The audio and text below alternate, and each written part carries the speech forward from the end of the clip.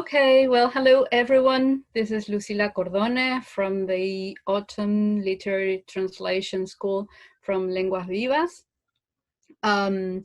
We have gathered today a group of translators who worked with British author Giles Foden back in 2017.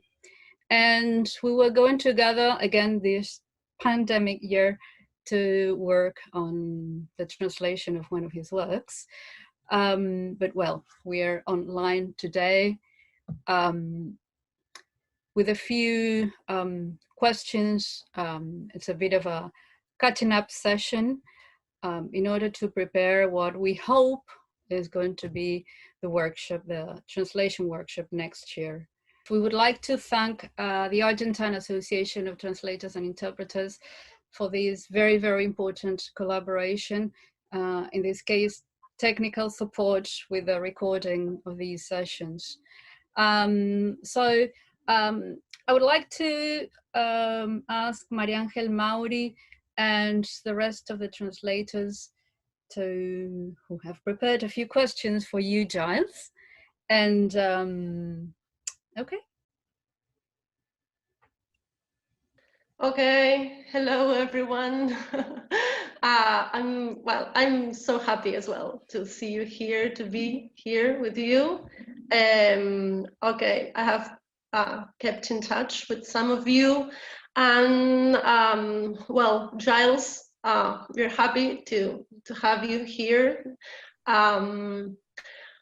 We, from time to time, we have had the chance of talking about the experience of the Autumn School among some of us. This time, some of us prepared some questions, so we can ask you and then perhaps talk together. Julian was the first who pointed out some questions for you. He was particularly interested in your writing process. So if you don't mind, let Julian ask you a couple of questions. Julian, it's your... Yes, I'm here. Hello, Giles. Hello, everyone. How are you? Okay, it's really good to see you in these pandemic times. So, okay. The first question that I have is, do you follow a specific plan when you start writing a new novel, like a schematic thing, or it just flows, or well, from your head? I begin with a plan, but it very soon fails. Okay. That has certainly been the experience with this book. Sometimes I've done some travel writing with photographers, and they have a saying which is shoot the plan. So so that means like you have a plan to do certain pictures, but as you'll see from the ambiguity in the English, that shoot the plan means that the plan goes wrong. You have to shoot the plan as well, and you have to adapt and change, and that's certainly what's happened in this with this book. And I can tell you some more about that in a second or two. But yes, shortly I'll tell you how the plan has changed. Okay, thank you. Should I go with the next question? Okay, the next question that I have is, if you find inspiration like in other forms of art when writing, like you like listening to music when writing, or you like going to a museum or to see some art? Yes, I do, although I try to keep the research process quite directed, and that's what's been happening over the last few months. I have to confess that, well, you'll probably all remember that I was writing a book when I came to see you, and I've only in when was it? In August finally sent that book. So and it's been accepted by the publishers, thank God. But I've also done quite a lot of work on the research for the Belgrano book. And coming back to your point, I mean, one of the really interesting things has been, so I've been doing lots of different types of research. I mean, a lot of it has been to do with the previous incarnation of the Belgrano as the USS Phoenix, the American warship that escaped Pearl Harbor. And what I hadn't really realized, navies, and I think this is probably also the case in the Argentinian Navy, every day a ship keeps records of its activities, and these are recorded and eventually released to the public. So I have for every day that the USS Phoenix was active, so that's basically between 1939 and about 1950, when I think it was sold to Argentina, everything that happened to that ship. So that is a lot of PDFs to download from the US Navy archives. So I've been very busy with that. But also strange things like if you go onto eBay, you can sort of pick up visual material. So this is where I'm speaking to your point about other arts. So photographs, for example, of so one of the customs in the US Navy is to, okay, so I was talking about how every American Navy ship has a record for each day of its time. Can you hear me? Yes, yes.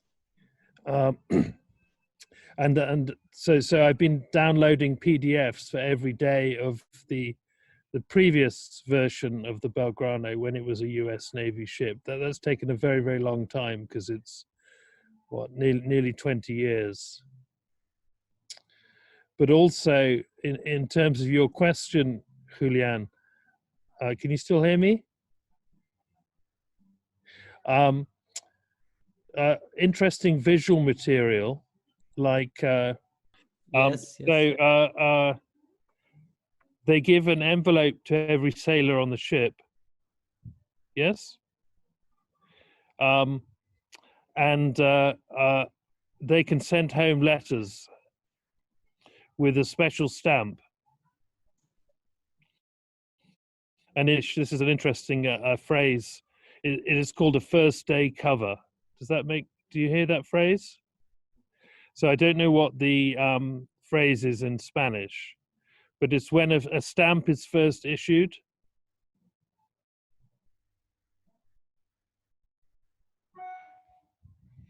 Are you still with me?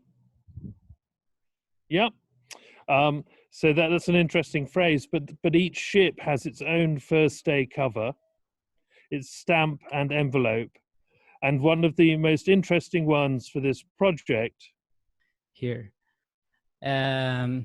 I think this question relates to everyone who makes some kind of art. So this is the question.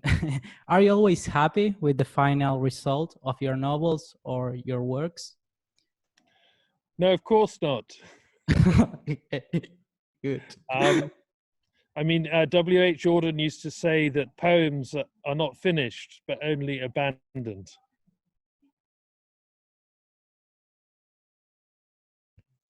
Thank you, Giles. All right, that was very interesting. I think we missed some small parts of your account, but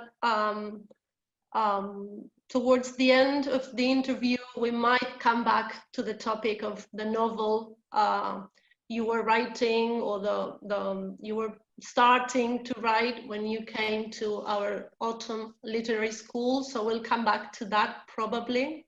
Now, I think it was Flor. I'm not sure which Flor is that. Maybe Fuko? Probably. I don't remember. I think it was me. Okay. You were. It was you. It was to ask you. a very personal question. Was it about writing stories? Right. More than personal, something that's been like plaguing cultures around the world, you know? So the question is, you know that it is said that troubled authors tend to write better stories. I want to know what you think about it. Are you asking me if I'm troubled? I'm I didn't say that. That was personal.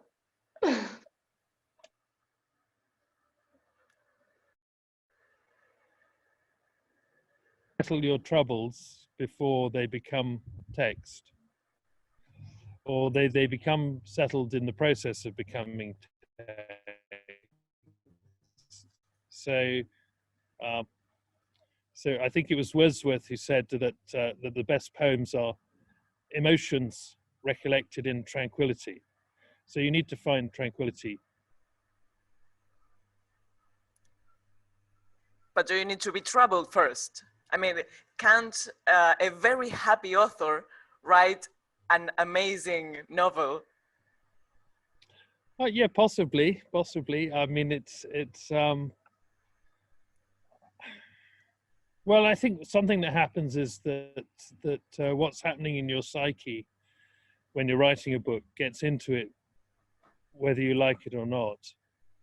And anything that's happening to me is pretty separate, really, from the story of the USS Phoenix and the Belgrano. But somehow or other, that material will enter the novel for sure. Great, thank you.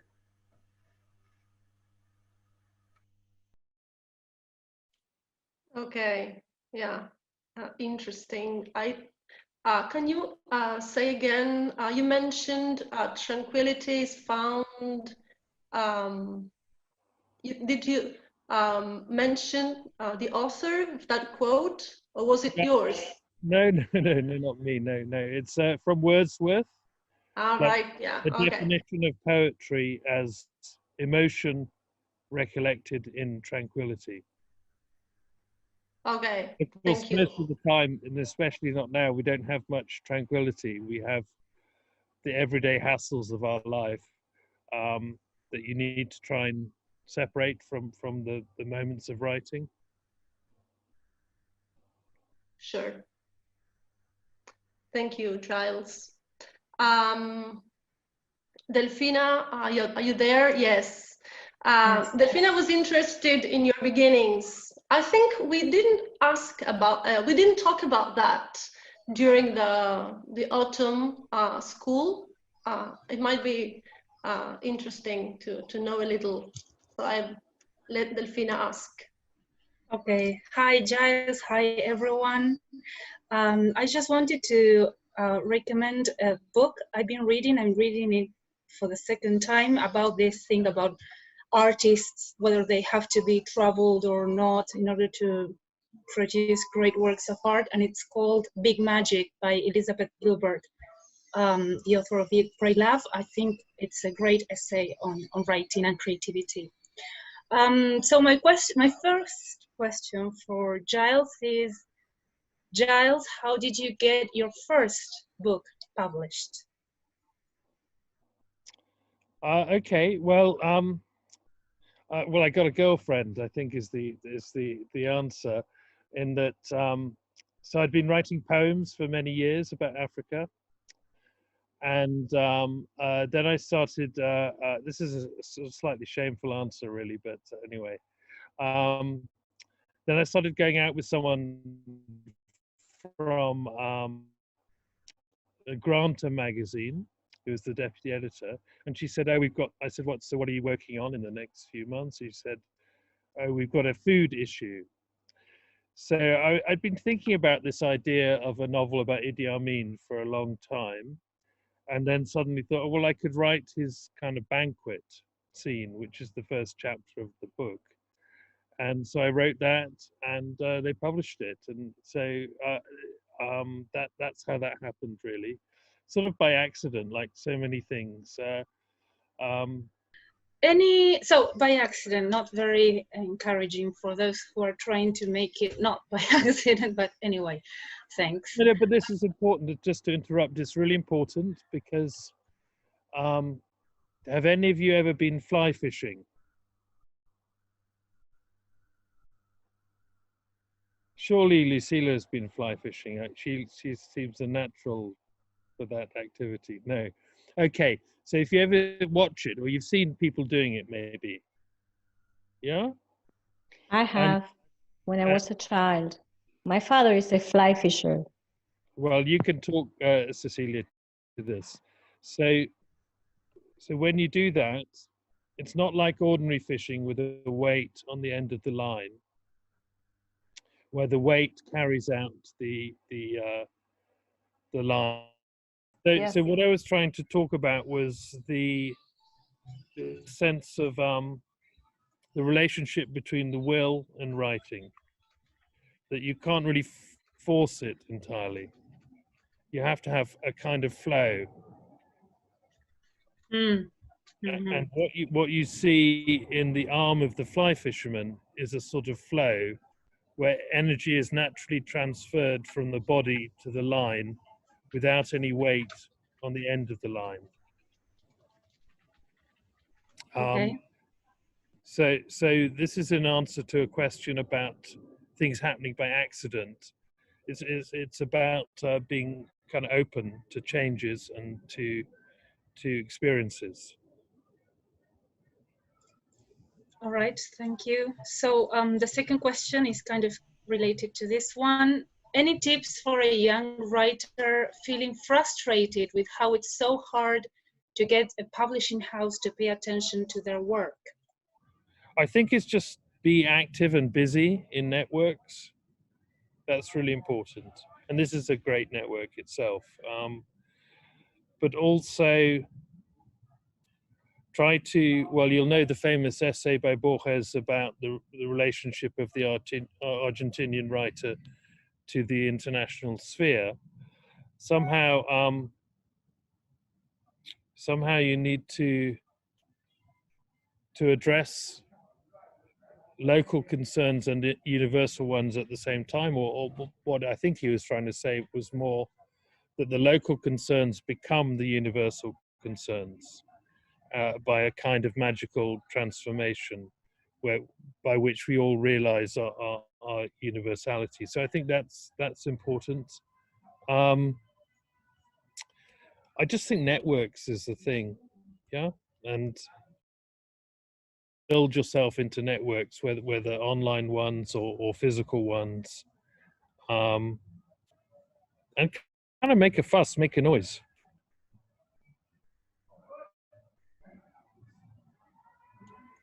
She can, I think. Thank you. Okay, thank you. I was thinking about this last tip about writing about something local and at the same time universal. I think it goes for our translation projects as well. When we start thinking about what to translate or what we can propose to a publishing house to translate, it's interesting to think about those two aspects of future projects. Thank you, Giles. And I think it was one of our floors again. Oh, Nati, you wanted to ask or say something? Loved the. Is it a good time now? You need to turn up the volume. Oh, yes, please. My mic. I know it's my mic. Is it better here? Yeah. Okay. No, very shortly, I loved the metaphor of fly fishing, and it reminded me that a theater translator that I met used to say that translating a theater piece has to be that, has to be getting into the piece and being able to switch characters. I see Giles frozen. Do you see him frozen too? No. Okay, cool. Just that, and it made me think of that metaphor of really getting into the energy of something through the body. He used to say it's a mechanism, eyes, body, hands, to put the words and just let the piece flow inside of you as a sort of mechanism. It just reminded me, he spoke of that as a translation process as well. I think that's right, and this key idea of flow is very, very important, because the moments of joy, and I'm sure this is the case for translation as much for writing. Actually, it's not joyful at the beginning because you think, oh my God, I've got to do all this. And it's not really joyful at the end because there are all these things that the annoying editors keep saying. There's snags and problems, but within passages, you have moments of flow and joy, and that's really. I heard many authors talk about that. Simply go with a fresh head and start writing or translating. It's a bit like yoga in some ways. It's like a trance state, I think. And it's hard to get to, and you feel very angry with yourself when you've lost it.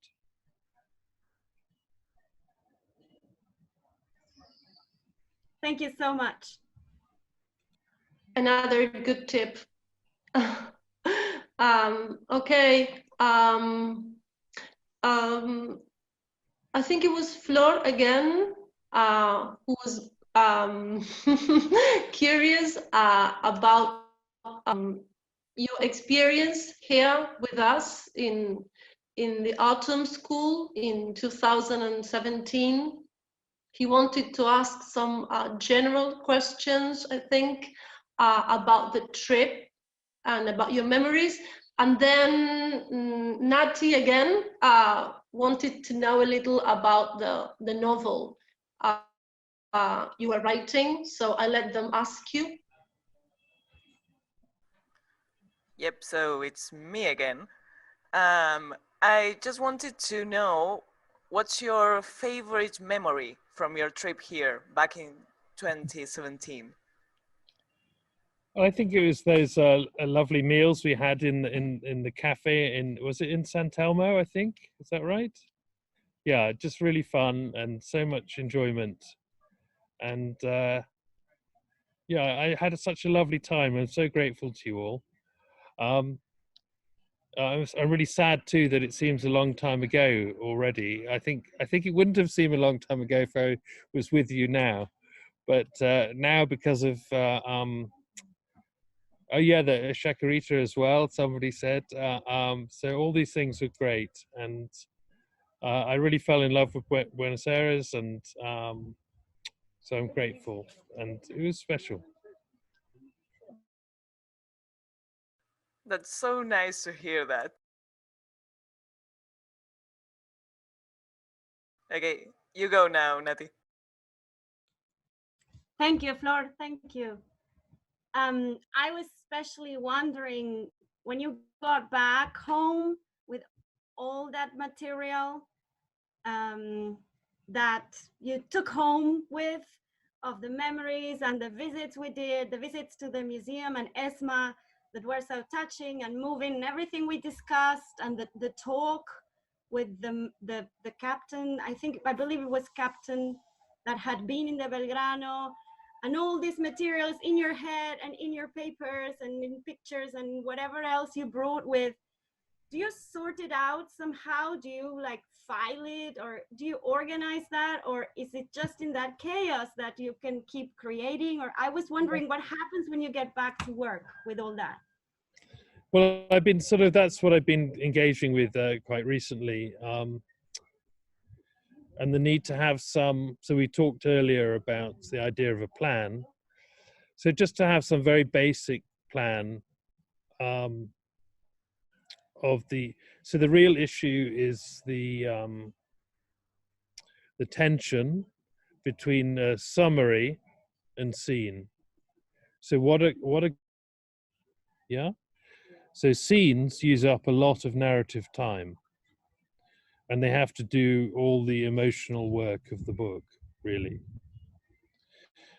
But here we're talking of story time of 1938 to 1982. So someone good at maths can tell me how many years that is.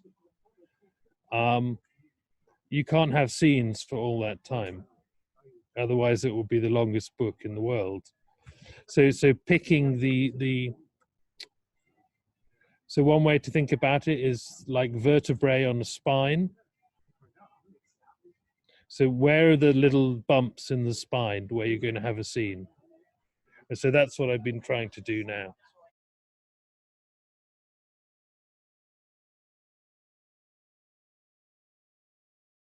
And is that something like a process that helps you select some materials from what you take home? I'm trying to imagine it. Okay, I'm back here. Sorry about that. Okay, thank you, Giles. I think, Nati, you had asked a final question. Ceci was also asking us some questions, so maybe we can round off this part and then we can let Ceci finish her, her questions. Is that fine? Totally. Excellent. I think my comments were rounded off and we can move on to the next question if you all agree.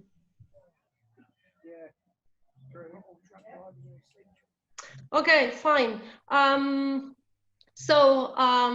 Giles, I was very curious. You know, last night we had some messages around, and I was wondering.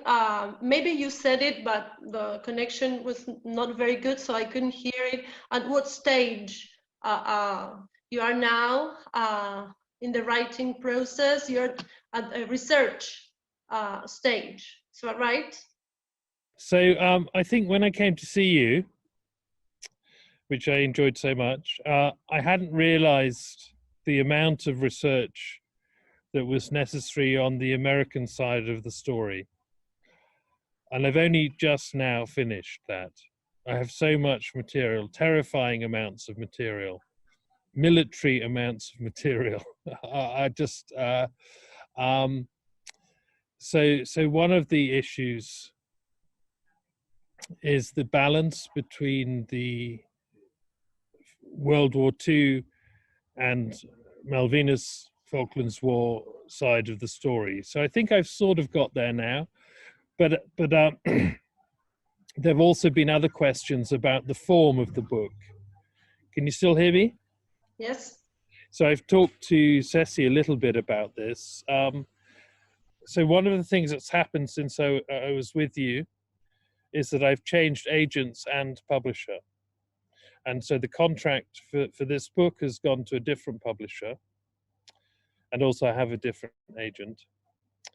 The previous agent was very keen that I do this as not as a novel, but as a non-fiction book. And I toyed with that for a while. Having done all the historical research, I'm terrified by the idea of doing it as a non-fiction book. It's almost too big. It would become like one of these vast naval histories. So now and I think, so these are the two questions. Do you have your research material? Yes, I have all that now. But a much harder question is, what is the exact narrative form? And that, if you make a mistake with that, you can go down many, many wrong paths. I've found some models of stories of other ships.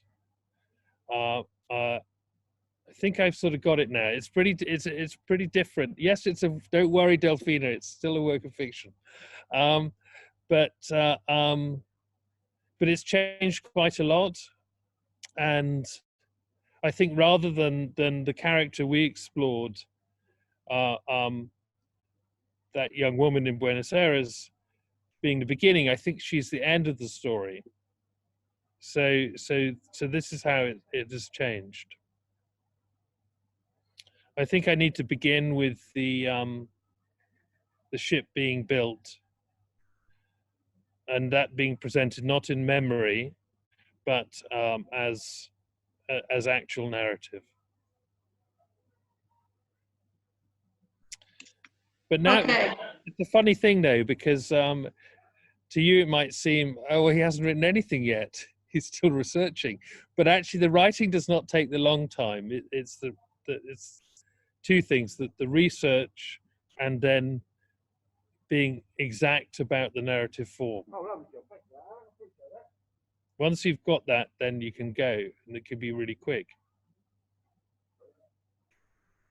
Okay, thank you, Giles. Stacey wanted to ask something.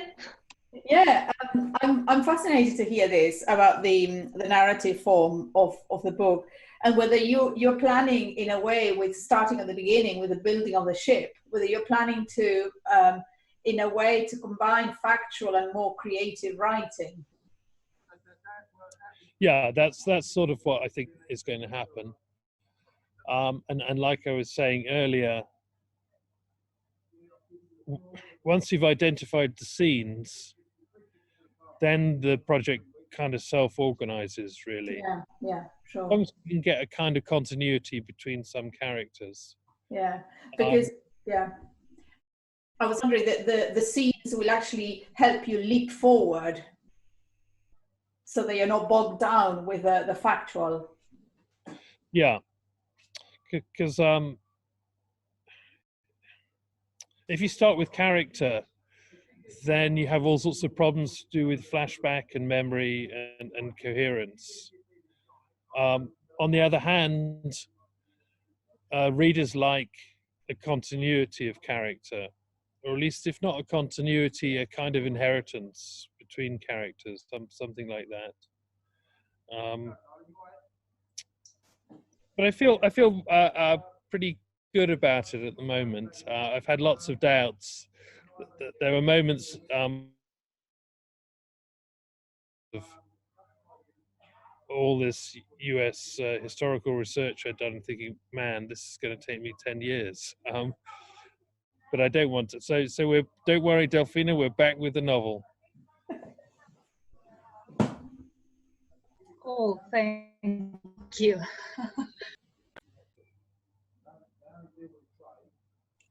Okay, I'm not sure if we have time for more questions. Was there anything?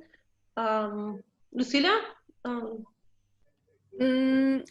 No, I think maybe we should pass it on to Ceci Rossi.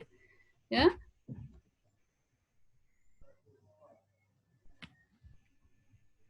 Yeah, as I was saying, I only have one question, and it's not necessary for all of you to feel that you have to answer it now. But my question is to do with whether the experience of the Escuela de Otoño marked the beginning of a new time or period in your translating lives, whether you have now, with the benefit of hindsight, you can look back on that experience and say, well, there was a before and an after in your translating life. So, I mean, perhaps you have an answer, perhaps you don't have an answer, perhaps it's a bit more blurred. But if there is something that you want to share now, that would be great.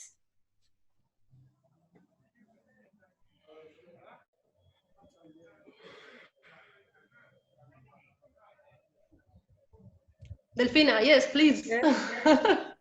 Okay. So yes, for me that was it's a very memorable experience, unforgettable, both on a personal and a professional level. I by the end of that year, in 2017, I wrote a short paper and I delivered a talk at university in my city, Rosario, on how translation is constantly sort of inhabited by duets, like the original versus the translated version, fidelity versus treason, and so on. I had already been thinking about that, but the way we discussed translation and the limits between, you know, writing and translating and creative writing, I very much remember that workshop we did with you. I think it was on a Friday.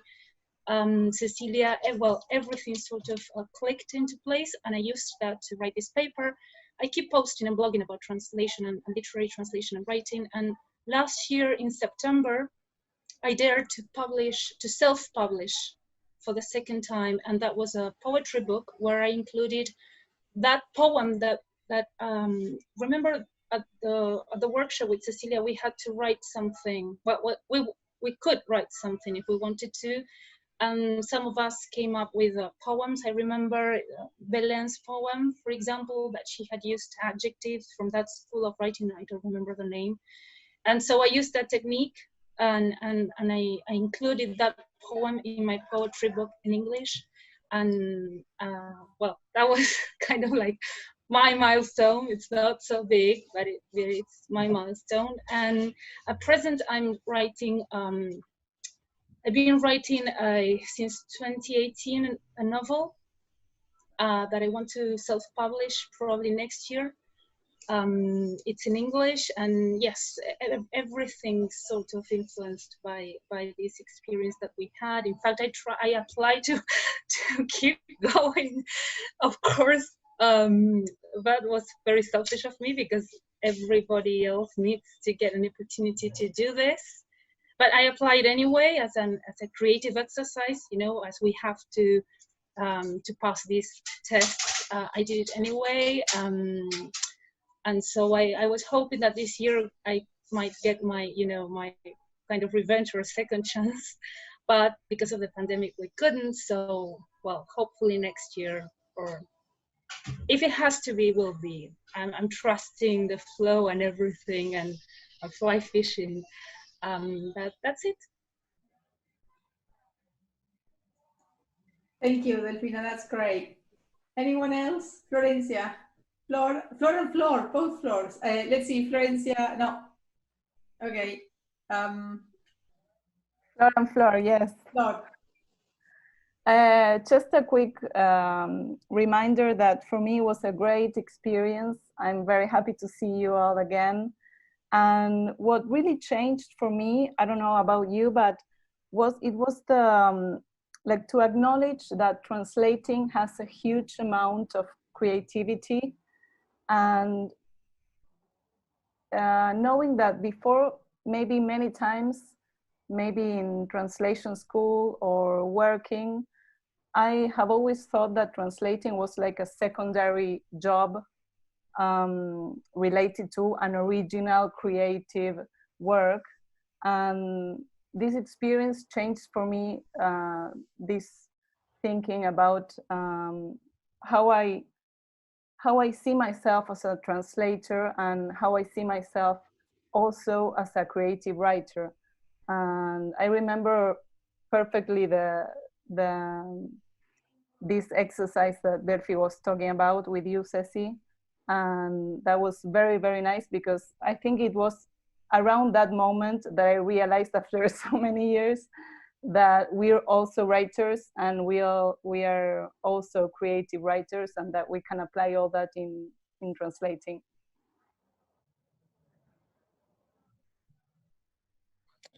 Well, can I pitch in now?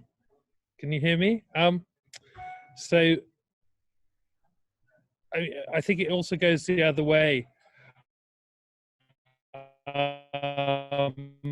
Finished now, thank God.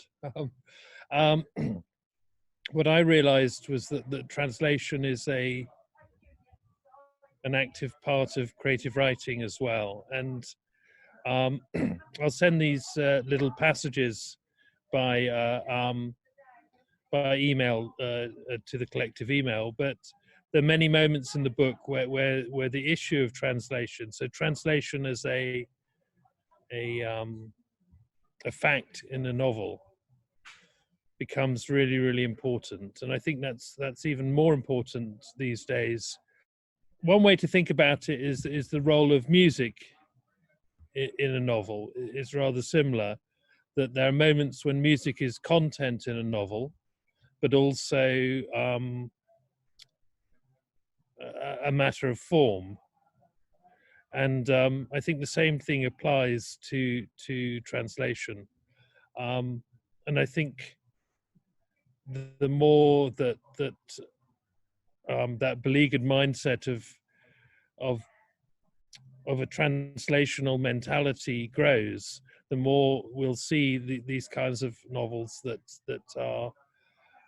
try to bridge gaps between cultures and so on. Anyway, I'll share these things, a few short passages in the email afterwards. So, you know, for me, it was a really, really special occasion, and it's enlightened me. So thank you to all of you.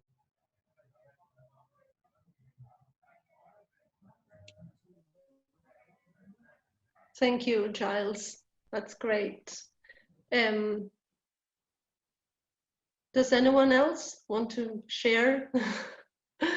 You know, I also remember quite well the exercise, the writing exercise, the poetry we wrote. I actually started daring, I dared translate poetry after the autumn literary school, and I've been doing it all these for all these years, training and practicing and doing workshops, and so it's also been a freeing experience in a way, because sometimes when we go to translation school, and I'm not saying anything against translation schools, quite to the contrary, but sometimes we get too tight and chained into forms and some prejudices that go around. So I think that kind of approach was very useful and freeing for me. Yeah.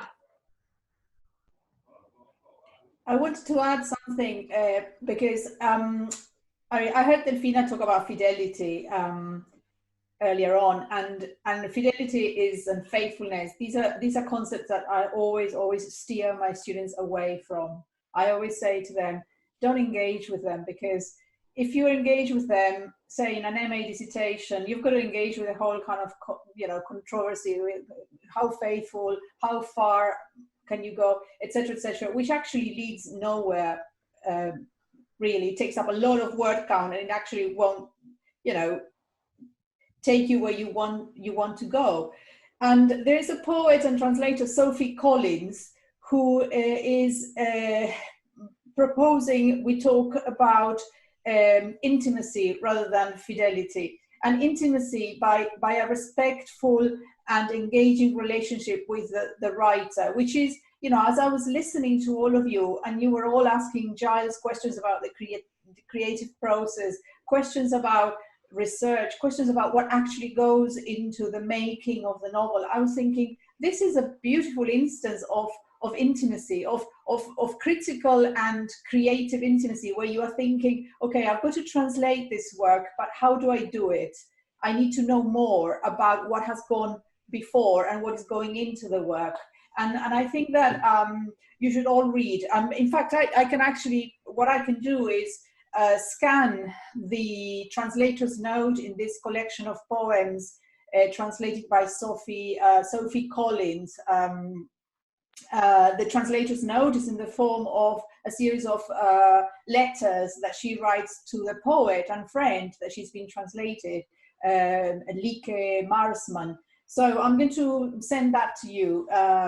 because of course she's taking the concept of intimacy from Spivak, critical intimacy. So there is already something in translation studies talking about critical intimacy, but the way she looks at it is being able to establish that particular relationship with one's writer, the writer that you're working on. So yeah, ditch fidelity, I would say. All right, thank you. Okay, Nati. Sorry, I interrupted someone. I'll shut up now. I have a quick comment if no one else does. So I'm aware I spoke before.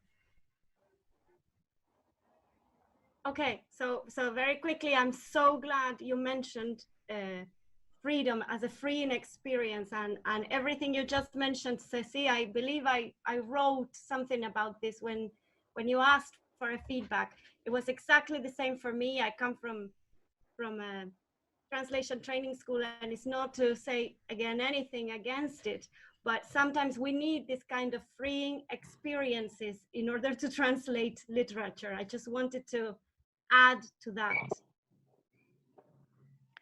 In my case, I didn't have a problem with freedom in literature. I think the literary school gave me courage to devote more time to literary translation. Because in Cordoba, literary translation is not very well developed. Not many people does it. So it gave me courage to devote my time to that. And I did many things related to literary translation since 2017. I don't know, I finished my degree, my master degree. I opened a literary translation workshop. We published a couple of books. So it was, for me, it was very, very enriching. It was very important, the school, the autumn school. It changed the way I was working. I always work at university. I always taught at university. But for example, this is the first year that I'm teaching literary translation at the School of Languages. So it was very important for me. It was life-changing, and I'm very grateful for that. Thank you all for that.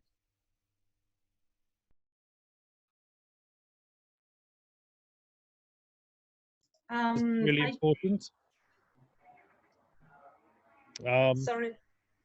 No, don't say sorry. Take courage.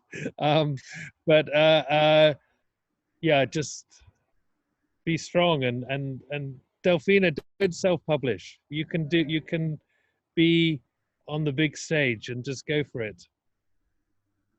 Oh, it will take so long. I might die tomorrow. There's a pandemic out there.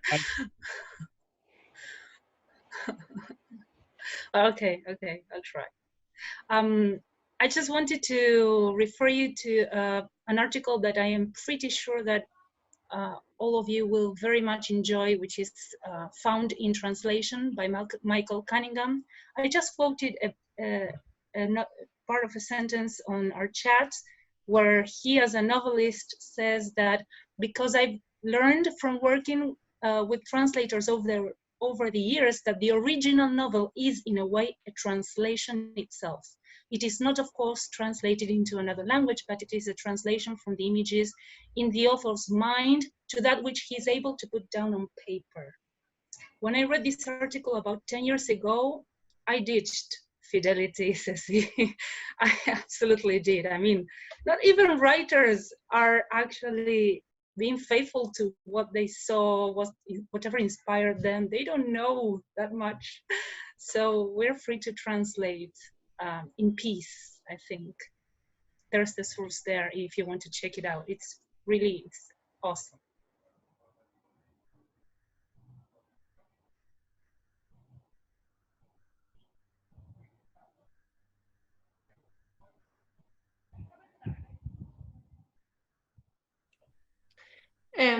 Okay, yes, please.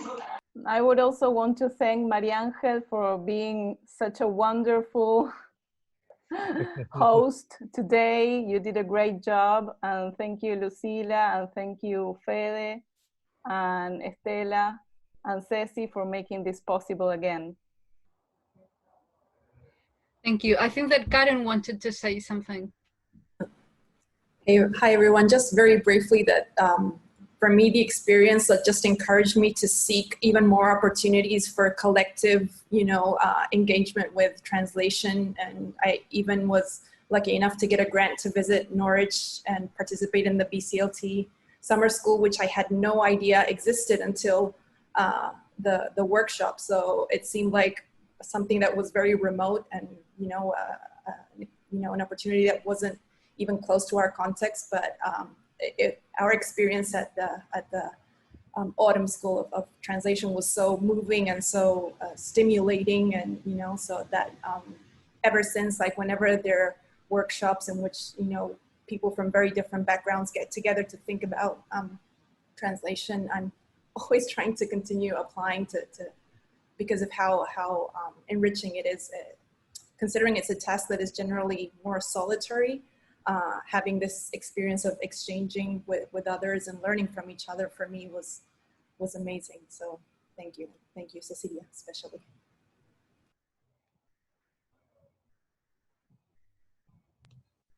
Yes, I think for all of us, even the ones who haven't said it, the experience of the autumn school was changing for us in our professional life, and especially in our attitude towards our practice. I believe I became or I decided to become a professional literary translator after the school, and I have seen many of you doing similar things over these years. So I think okay, I absolutely agree with everyone. Okay. I don't know if anyone else would like to share something. Okay, Lucila? Ceci? Okay. I was just saying, I just put on in the chat so that the BCLT summer school will be taking place online again this year. But also, if you go to the BCLT YouTube channel, you will find all the panel discussions, everything that we did during the BCLT summer school in July 2020. It's all available for you to watch. So if you have like 40 minutes and you want to learn about theatre translation, or publishing panel with Bill Swainson, I mean, it's all there available. So enjoy. Thank you. All right, we'll do that. Sorry, Giles. Yeah. I just want to say I hope that very soon I'll be able to come back to Buenos Aires and see you all again. I was all set. We hope so too. Hopefully. Oh, yeah. Okay. Well, I don't know if Maria Laura Ramos was here. She was coordinating the workshop with us in 2017. Would like to add anything? You're quiet. Hi everybody. Yes, I was just listening. No, I was listening attentively. And I didn't want to interrupt you, but I was telling Ceci some days ago in another meeting that getting in touch with creative writing made me change as a teacher, as a trainer. And I think that also marks a difference. The way I see my students and the way my students produce is totally different, and my approach to literature. So I think it marked a difference on me too from another point of view. But it will make a difference in future generations. Maybe not in me, but because my field of expertise is not purely literature, but accessibility and other fields. I'm working on that fully. But I think it made a change on me and in future generations as well. Thank you. I would also like to add to that. That I think our literary translation programs have improved immensely since our experience in 2017. And I can see that also in students' productions. They do look as literary translations now. And maybe a few years ago, they were just so focused on meaning, not that much in the creative part. So I'm very proud we are part of this change. We'll see in future generations, but we are already seeing it now. Okay. Flor Pico wanted to say something. Yeah, just two very short things. The first one is that as I am still teaching English to primary school students, I realized that I could choose literature to get through to them, right? So I'm teaching English through literature right now to my 11-year-olds. And I notice that they can't do it, you know, they appreciate it. So that's the first one. And the second one is that, you know, I have never thought of myself as a content creator, like a writer. But after this experience, I started thinking that I could, and I wanted to sort of explore other ways of creating whatever it could be. So I started a second course of studies, and I'm not sure what the English word for it is. Announcer, broadcaster, anchor, I don't know the English thing. I don't remember the English word, but I started another course of studies and I'm in my second year. So just 1 year, I have one year left for me. But it's related, you know, we are very creative in that aspect. And I'm really grateful for that experience. All right, Brian.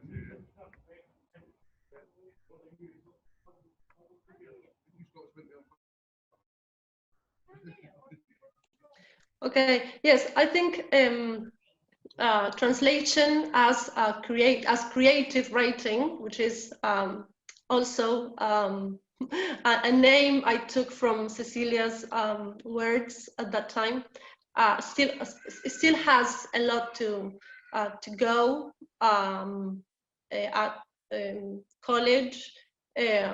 Perhaps teachers still look at students' translations from that point of view, from the point of view of correctness. And sometimes it's difficult to see beyond that. Well, it happens to me sometimes.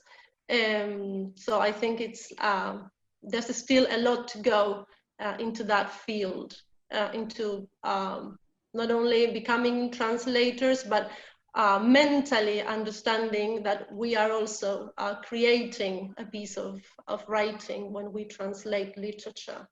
Is that we have to believe it ourselves first. Julian, yes, please. Yes, so first of all, excuse me for my English because I haven't used it like for a long time in speaking, so perhaps I'm like rusty. The most important thing for me that I think changed me or changed my perspective regarding translation was this sense of belonging. I'm coming from like a more technical translation background. I've done the sworn translators course. I haven't finished it yet. I have the technical translators degree, not the sworn translator, but during the whole course, I've been more focused on those topics.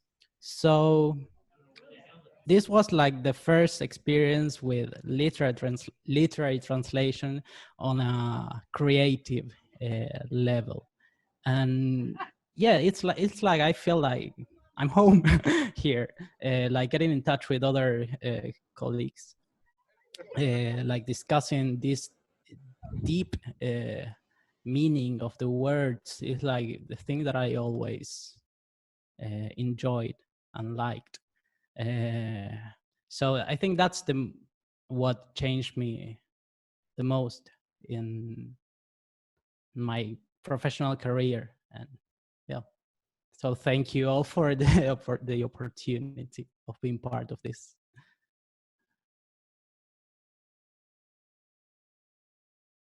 Yes, Belen. Yes, just one more thing. I think you've covered almost, and you've said some of the things I think of regarding the autumn school, but I would also like to add something I've heard Cecilia saying a few years ago about the School of Autumn leaving a mark on Giles as a writer as well. And I like this concept, this idea of reciprocity, because the school left a mark on us and it also left a mark on him. I mean, we work hand in hand, writer and translators, and that was like a growth and enriching experience for us as well as for Giles. I think at least that's what I've heard, and well, it was great for me being aware of that. And also, as Maria Angel and others said, it was like a starting point for me, because after the school, I tried to like take every chance of participating in literary translation workshops or meeting with authors.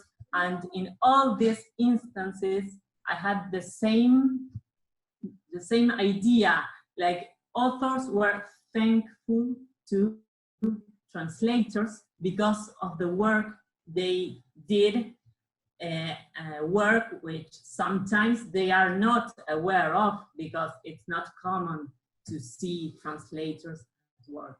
I like to point out that side of the school was very well, I liked very much. That's it. So you're quite right, Maria. It had a big effect on me, and it's still with me. And well, I hope that when you read the new novel it's coming out in September, maybe one of you will translate it into Spanish. Who knows? But that you'll see that effect.